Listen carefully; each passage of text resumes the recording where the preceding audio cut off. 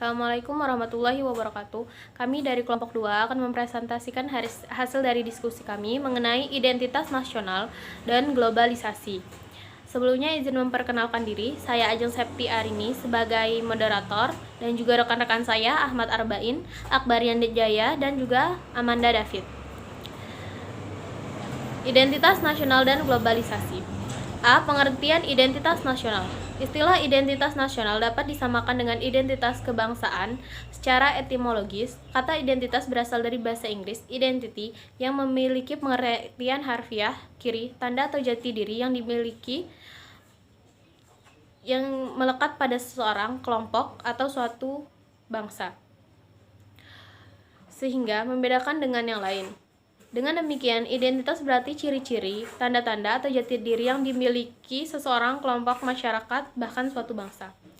Sehingga dengan identitas ini bisa membedakannya dengan yang lainnya.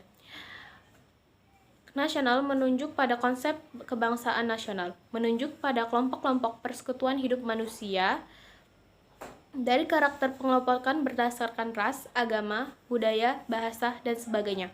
Oleh karena itu, identitas nasional merujuk pada identitas bangsa dalam pengertian politik. B. Unsur-unsur pembentuk identitas nasional. 1. Sejarah. Menurut catatan sejarah, negara sebelum menjadi sebuah negara, bangsa Indonesia pernah mengalami masa kejayaan yang gemilang. 2. Kebudayaan. Aspek kebudayaan yang menjadi unsur pembentukan identitas nasional meliputi Iya Guzur, yaitu akal budi, peradaban, dan pengetahuan. 3. Suku bahasa.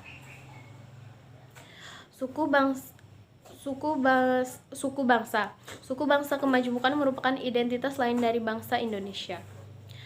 4. Agama. Keanekaragaman agama merupakan identitas lain dari kemajemukan alamiah Indonesia. 5. Bahasa. Bahasa Indonesia adalah salah satu identitas nasional yang paling penting. C. Faktor pembentukan identitas bersama. Proses pembentukan bangsa negara membutuhkan identitas-identitas yang untuk menyatukan masyarakat bangsa yang bersangkutan. Faktor-faktor yang diperkuatkan menjadi identitas bersama suatu bangsa meliputi primordial, sakral, tokoh, Bhinneka Tunggal Ika, sejarah, perkembangan ekonomi, dan kelembagaan. Faktor pembentukan sebagai berikut.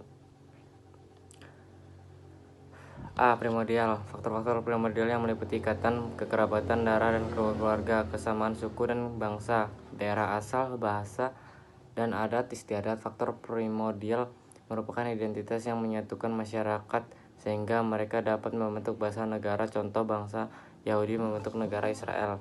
B. Sakral. Sakral dapat berupa kesamaan agama yang dibentuk masyarakat atau ideologi primer yang diakui oleh masyarakat yang bersangkutan. C. Tokoh. Pemimpinan dari tokoh yang disegani dihormati oleh masyarakat dapat pula menjadi faktor yang menyatukan bangsa negara. Pemimpin di beberapa negara dianggap sebagai menyambut lidah rakyat, pemersatu rakyat, dan simbol persatuan bangsa yang bersangkutan. Beberapa contoh misalnya Mahatma Gandhi di India, Tito di Yugoslavia, Nelson Mandela di Afrika Selatan, dan Soekarno di Indonesia. D. Bhinneka Tunggal Ika. Prinsip Bhinneka Tunggal Ika pada dasarnya adalah warga bangsa untuk bersatu perbedaan.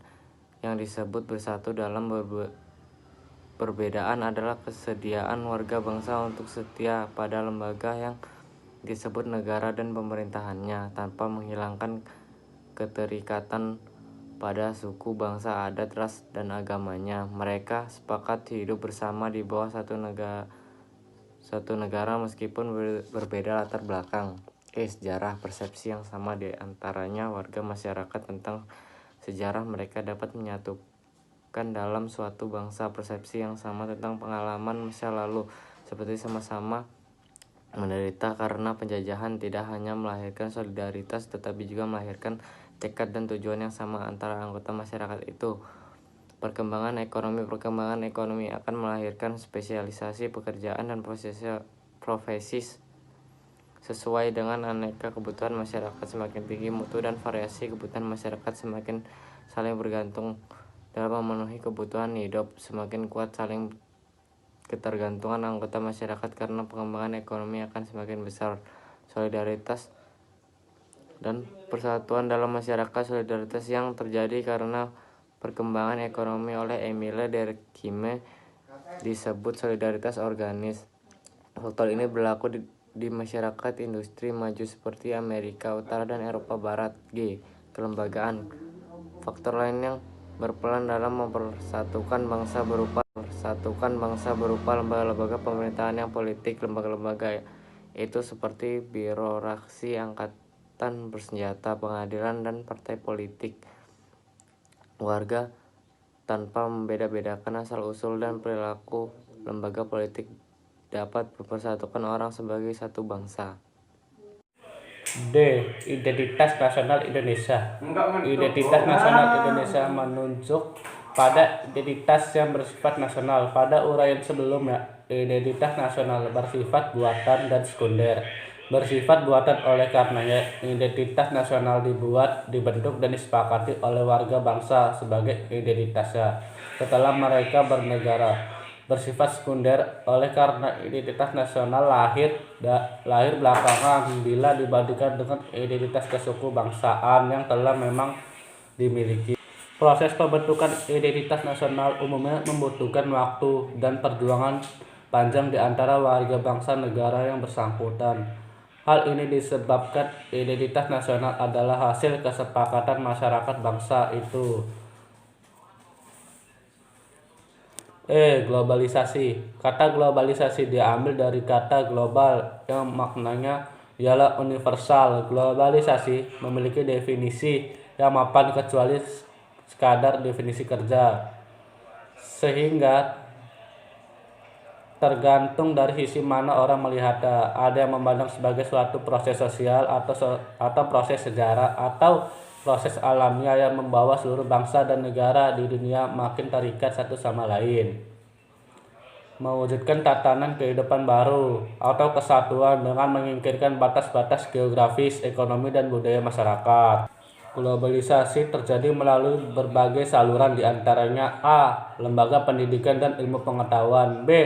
Lembaga keagamaan, C. Industri internasional dan lembaga perdagangan, D.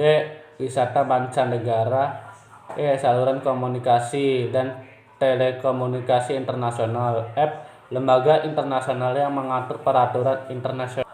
Lembaga kenegaraan seperti hubungan diplomatik dan konsuler. Globalisasi berpengaruh pada hampir semua aspek kehidupan masyarakat.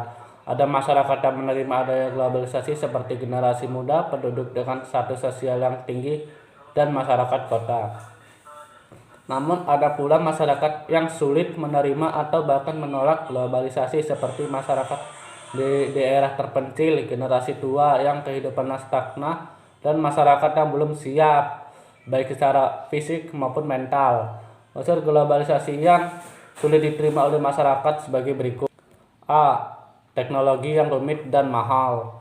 B. Unsur budaya luar yang bersifat ideologi dan religi. C. Unsur budaya yang sukar disesuaikan dengan masyarakat.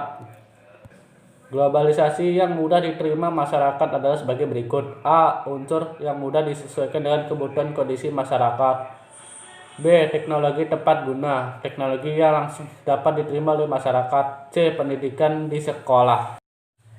Keterkaitan identitas nasional dan globalisasi. Identitas nasional pada hakikatnya merupakan manifestasi nilai-nilai budaya yang tumbuh dan berkembang dalam berbagai aspek kehidupan suatu bangsa dengan ciri-ciri khas. Dengan ciri-ciri khas tersebut, suatu bangsa berbeda dengan bangsa lain dalam hidup dan kehidupannya. Diletakkan dalam konteks Indonesia, maka identitas nasional itu merupakan manifestasi nilai-nilai budaya yang sudah tumbuh dan berkembang sebelum masuknya agama-agama besar di bumi Nusantara ini dalam berbagai aspek kehidupan dari ratusan suku yang kemudian dihimpun dalam satu kesatuan Indonesia menjadi kebudayaan nasional dengan acuan Pancasila dan roh Bhinneka Tunggal Ika.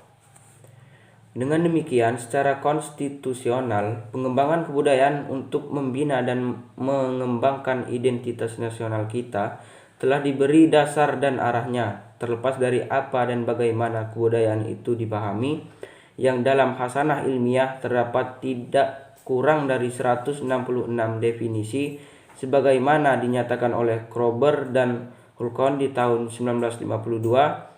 Globalisasi sebagai sebuah gejala tersebarnya nilai-nilai dan budaya tertentu ke seluruh dunia sehingga menjadi budaya dunia atau world culture telah terlihat semenjak lama. Cikal bakal persebaran budaya dunia ini dapat ditelusuri dari penjelajahan para penjelajah Eropa Barat ke berbagai tempat di dunia ini. Di sini ada beberapa ciri berkembangnya globalisasi. Yang pertama, berkembangnya pertukaran kebudayaan nasional. Di sini terdapat beberapa ciri berkembangnya globalisasi kebudayaan. Yang pertama, berkembangnya pertukaran kebudayaan internasional.